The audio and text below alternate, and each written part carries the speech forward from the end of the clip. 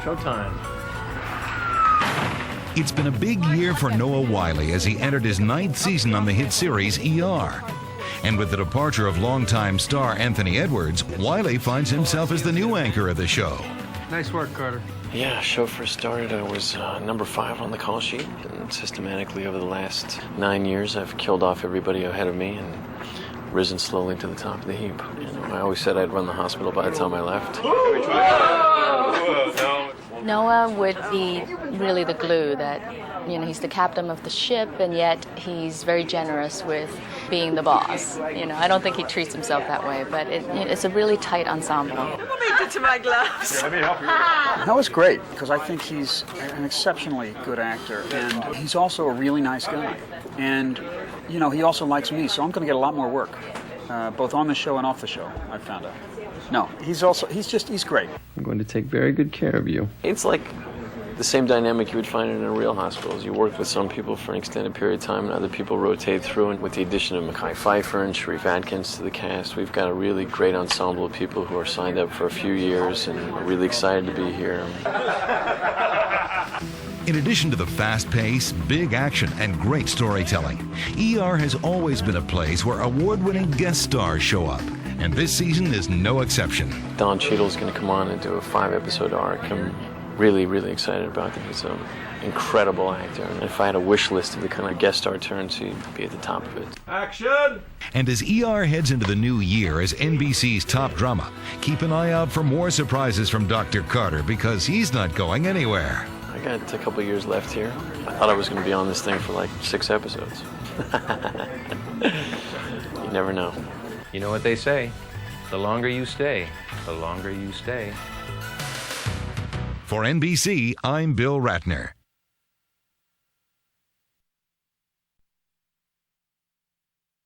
I entered this season with a new sense of excitement, more because this is the first year in a long time we haven't been fixated on characters' departures or new characters' arrivals, which has taken up a lot of storytelling time in the last couple of years as we try and find an ensemble that's going to be here for a little while that we can start to build some long-term storytelling arcs through. And this year we have that. With the addition of Mekhi Phifer and Sharif Atkins to the cast, we've got a really great ensemble of people who are signed up for a few years, and we're really excited to be here. I'm really hungry to be here. Now he's far more a teacher than a student. You know, we get to see his sort of administrative skills, his leadership ability, this budding romance with the lovely and talented Miss Tierney, which we kicked off at the end of last season, should afford us an opportunity to see the character in his first mature relationship with a woman who's his equal, and all the challenges that are presented with working with somebody during the day that you're sleeping with at night. You know. Well, my goals this season are very simple. It's managing my workload here with my impending fatherhood at home. It's ironic that I've been sort of handed more responsibility this season at a time where my focus is severely divided between home life and work life, but it should be an interesting challenge. And I had a wonderful role model in Anthony Edwards to watch for years and years to see how it can be done. It can be done well.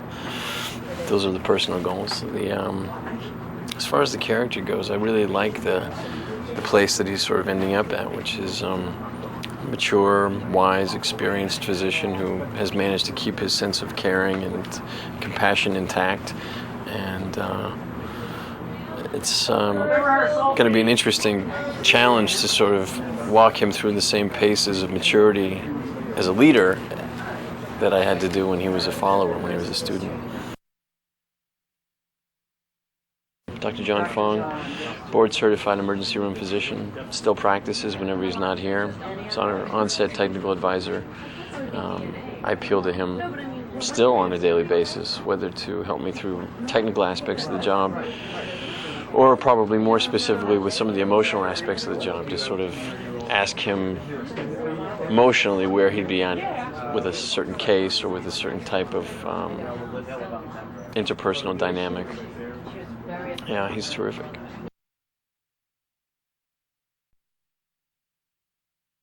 We're going to miss Anthony dearly. We've already shot 2 episodes, and it's a different feel, but at the same time, I think it's like any family when you lose an important member, and we've lost several actually in recent years. Noah would be really the glue that, he's the captain of the ship, and yet he's very generous with being the boss. I don't think he treats himself that way, but it's a really tight ensemble this year. I'm excited this season because, maybe there's it seems like there's a trend that by the 3rd year a character gets a chance to really develop more. And this is my 3rd year, so I hope I've graduated to, the junior class where there's going to be more for me to do and more interaction with other characters. And that's what I'm looking forward to. And I think the ensemble is just ready. It's ready to build new friendship among the characters and new situations or romances, and that's always exciting. Oh, we have a great team who is there for us, with everything from making sure that we're doing the CPR stuff right to passing it, an instrument properly to just how to pronounce things. Like today, one of the normal things that we always say is Haldol, but for some reason in my mind I started saying it, Haldol, and our consultant was right there, Dr. Fong, to correct me. And I'm always like, what did I say? What did I say? What did I just say? Because, it's medical terms, and it's certainly not in my vocabulary on a day-to-day basis. Our show is high drama in the sense that, it's so chaotic and so stressful. Most ERs are definitely a lot more peaceful, but I think maybe what the audience come away with is the sense of heroic that the doctors are performing these amazing acts of saving a life or helping someone who's injured. So maybe if that's the confidence that we instill in the audience, then that's wonderful. It's a compliment to us.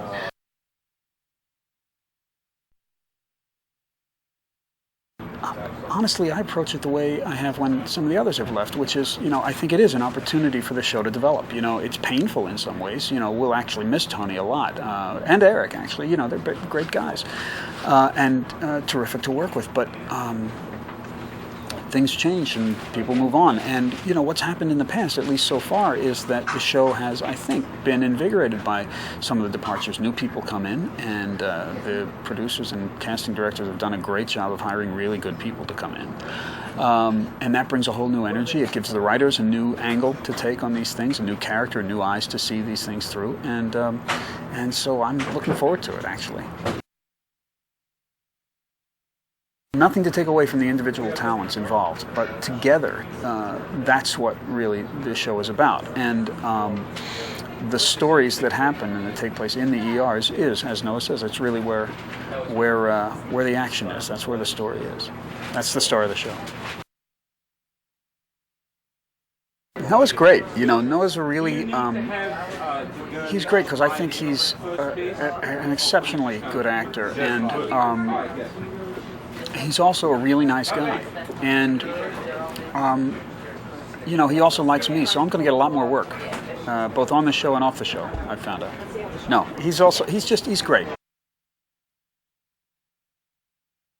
Our technical crew, frankly, is just so good at making it realistic.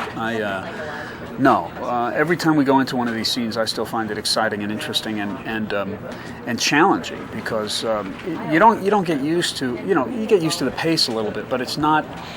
I mean, we push this thing. We do a high page count for an hour show, and there's a lot of activity going on.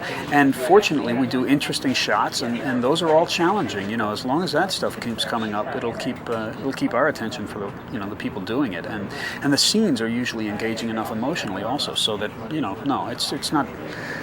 You can't phone it in here.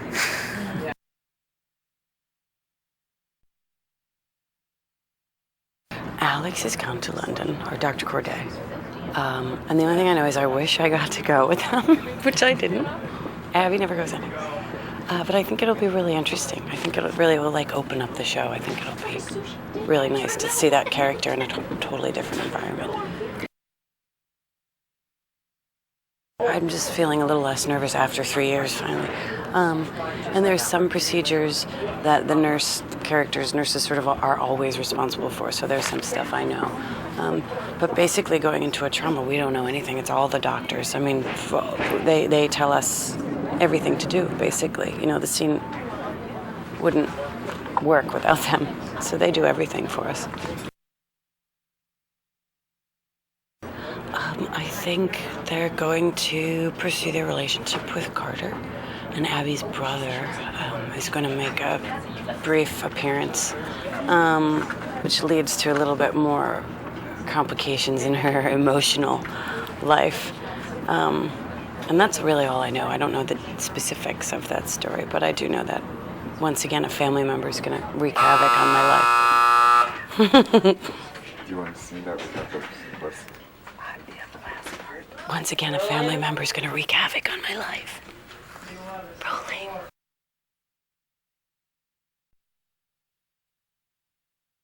We're shooting in the City of London, and behind us you can see Tower Bridge, and we're shooting a few scenes from the first episode of the new season of ER, and as you can see, Elizabeth Corday is in London, and I'm not sure how much I should tell you because I don't want to give anything away, but she's in London with her child. Obviously her husband died, and she's sort of here pretty much figuring out what she wants to do with her life. Given that I've only had the first episode to really get a sense of what's happened to Elizabeth Corday, I would say probably at the moment she's holding a lot of her feelings in. At the same time, I did a lot of crying towards the end of last season, so I don't necessarily want to be seen to be doing that all this season as well. And I don't think the writers necessarily want to see her in mourning for so long. It would be nice to get things moving. I mean, she's a doctor, she understands the cycle of life, you know, birth, death, all of that. So in a sense, as much as obviously she's mourning the loss of her husband, at the same time she's got to carry on living for her sake and her daughter's sake. In terms of the male lead, the baton's definitely been passed to Noah. He's been on the show obviously from the onset, and the audience are definitely going to look to him in a sense to be the center of this ensemble group, and in a way his character will become almost a little bit like the spokesperson perhaps for the group. But I would also say that the baton's been handed to all of us. It's, you know, we're a relay team. We all support each other, and that's what's so nice about being on the show, because it's not about one central figure necessarily, it's about all of us. And every time somebody leaves, we always have to answer this same question. And I think we've proven over the years that we can succeed, and that it's about the hospital ultimately and not about necessarily one individual. I actually think it's going to be quite hard for me without Tony. I wasn't expecting that. I just recently saw the last few episodes of last season because I was actually away on the hiatus break when the episodes were aired, and all those feelings that I had generated during the show all came back again, and so I was a mess. I was a mess just watching the thing, and I knew what was coming up. So yeah, I think it's actually going to be really quite strange without him. But then again, I know Noah's going to sort of, in a sense, fill those shoes admirably, and it's like a whole new chapter really in ER. It's going to be very exciting. Going to see her struggling to be a good doctor, a good surgeon, and also a good mother, and having to cope with being a single working mother as well. I think that's probably enough for her this season. We have a very short filming period here, and as you can see, the weather is fabulous, and believe me, it's been awful in London recently. So it's sort of almost like the heavens are with us and they want this to work and they want us to achieve what we want. And London looks stunning in this lovely sunny weather with these huge cumulus clouds. It's gorgeous. Yeah, we're just by Tower Bridge in the city of London, and thank God it's a nice day. We've had rain up until now for the last month practically, but the sun is shining, especially for us here today, shooting ER. Tower of London there, and it's amazing how squashed it is by everything else. And I find it just extraordinary, all the buildings around, and it's quite sad actually. Then there's St Paul's Cathedral behind, Post Office Tower. There's a really interesting thing here which I don't know too many people have seen, which is the London Eye, which is a huge Ferris wheel, which is now actually going to be permanent. It was just erected for the millennium, I think for the first 2 or 3 years after the millennium, but now it's got proper planning permission and it's allowed to stay. And it's fabulous actually. It's really nice to go up. Have you ever seen such a good view of London before? Well, actually, the view from the London Eye is better than here because you can literally see the whole of London and sort of practically out into the countryside. I mean, it's wonderful. But this is great. We've got such nice weather.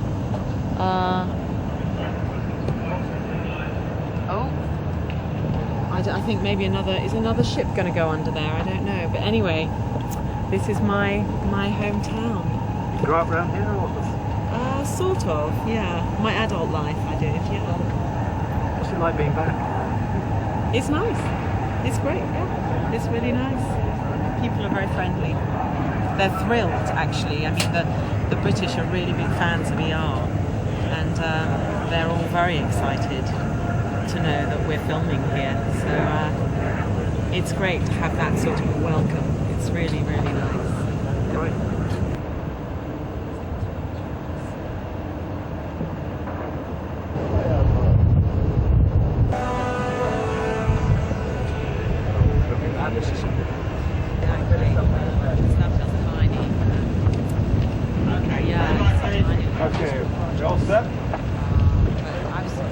Everybody settle and camera.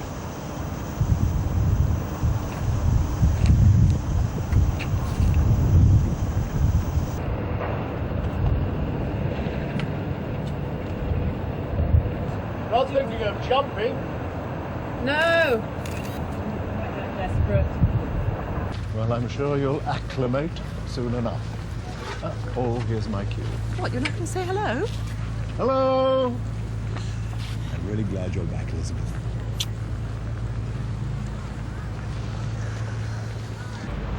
Frances, how are you? I'm well. Yourself? Can't complain. You remember my daughter, Elizabeth? No. Last time I saw you, you were in pigtails. You remember my nephew, Daniel Newman? Dr. C, looking good. Thanks, Malik. So what's the GCS on this motorcycle trauma? I didn't do the run. Oh, well, let's get the x-ray techs for portables. You got it. And hold the CT till we eyeball the patient. Hey, welcome back. Yeah. Do you know any of the specifics? 16-year-old girl, motorcycle versus utility pole, no helmet, Carter's bringing her in. What's a chick doing on a motorcycle? What's anyone doing on a motorcycle? Make sure the rapid infuser's primed and ready. Have 100 of Fent drawn up, 4 of Ativan, and the airway drugs out of the box. The code's over. Okay. So then you stop bagging. When do Do I I jump stop? off? Okay, so he's gonna say on my count, whole transfer compressions you're off, and then we're cutting. Oh, that's the line. We're gonna cut. What is it? Oh, so you don't want me He to goes jump on off my before count, and I one, go two, hold three? transfer. No, you're right. You want to jump off somewhere Okay. around this area right Before here. the 1, 2, 3, Before right? on my count. Okay, so when did... Action! We're gonna need some Monic. She got a rhythm? PEA diagonal just before arrival. Decrease best sounds bilaterally. Is the family there? Look, we're trying to locate them. We can talk to him if it'd be No, it's easier. fine. Just let me know when they arrive. That's actually working out real nice. I think we should do it all the way through, even though there's going to be a cut. Okay. Because that worked out, and then we can just pick it up from there when we do the gag. So that one feels real good. We're putting Richard in. Let's do it again from the top. Bring him in. Okay, getting off. Wait. Yeah, yeah. Get it in. Oh, okay. Lower the pace of this thing. So it's a sort of whoa, one of those. Whoa. Can we try that? Whoa. No, it's not Solids, open it up. Bendy Simone. Got a rhythm? PEA to agonal just before arrival. Decreased breath sounds by light early. Indicator for agonal reps. Didn't know you were back yet. First day. When did she lose her pulse? Never had one. Okay, on my count, everybody. No. 1, 2. Hold transparent compressions. Asystole. Abdomen distended. Suction on high. I need a yank hour. That's easily 2 liters. Beppy. No, don't bother. There's obvious C-spine fracture. She's not even a good organ donor now. Is there family here? Trying to locate them. We can go talk to them. No, just tell me when they arrive. God, I love that. It goes really quick. And it's like, wow, I like it a lot. Welcome back, Elizabeth. Do you have time for a consult? As it turns out, yes. What does he have, belly pain? Well, only because he swallowed a handful of nitroglycerin. No sudden moves unless you want me to blow. Milo has right upper quadrant tenderness with rebound. I'm a human time bomb. He needs to be cleared medically before we move him upstairs. I could go off at any minute. Have to? MBA broken pelvis, and I thought we were getting rid of these news helicopters. They are. Wait. Stella's one of the last ones. Sage, are you going to Mercy? No, Lakeshore. I got one more for you. Where am I supposed to put her, on my lap? Sounds good to me, Lucky Pants. How are you doing out here? Good. 3rd and 4th floors are empty. ICU and OR should be cleared in the next 10 minutes. We did a good job today. I mean, given the situation, it could have been a disaster, but I think everyone did really well. You kicked ass.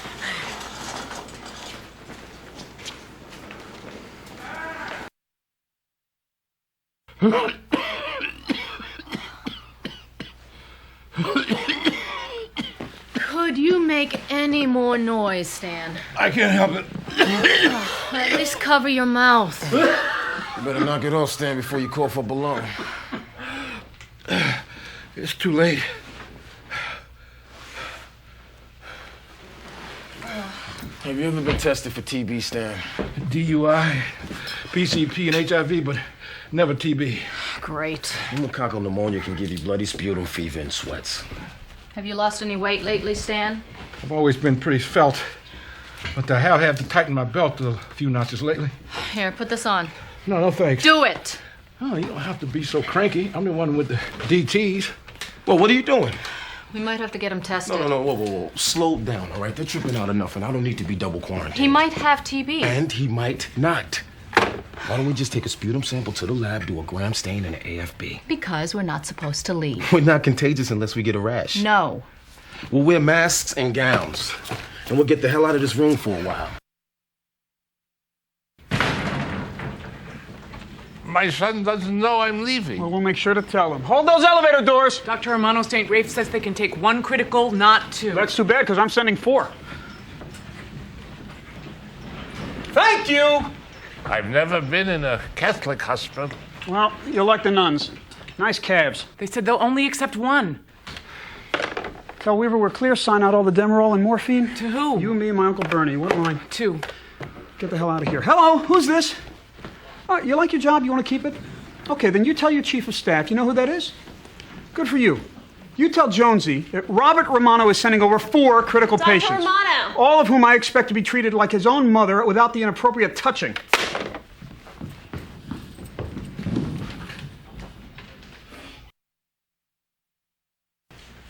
Oh, Miss Corday, I see you ordered that CT on Mr. Mackay. Yes, after 20 minutes of chatting, I came to the same conclusion. CT confirmed dissection. So you're carrying on all right then, are you? Carrying on. Of course. Well, I suppose you could still grieve on the inside. Well, I'm certain that's meant as some kind of a criticism. I'm afraid I haven't got time to decipher it. You're not in black dress. Well, in fact, you're not in a dress at all. Perhaps America has confused you in more ways than one. Interesting. Yes. I thought I might suggest you reconsider that tie, as it makes you look like a boorish, virulent ponce. But now I realise that's simply your general disposition, so it would be out of place for me to comment. Out of place, indeed. Tragic, really. A woman out of place on 2 continents.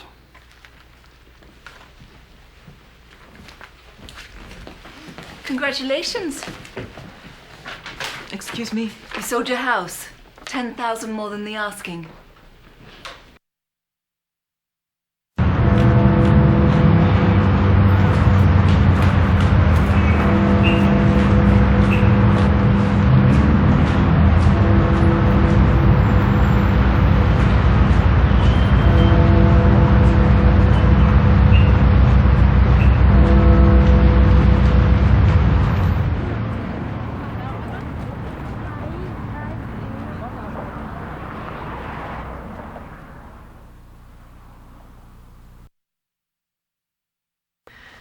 We need to evacuate. The ER?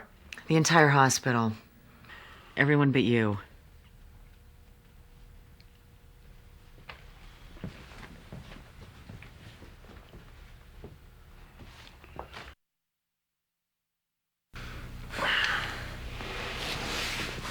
Do you think someone did this on purpose? Does it matter? What do you mean? I mean, viruses mutate. That's what they do. We're more likely to control bioterrorism than Mother Nature. Thanks, that makes me feel a lot better. No rash. Nice tattoo, though. College, I was strong. Is that what I think it is? Yeah, I was going through a religious phase.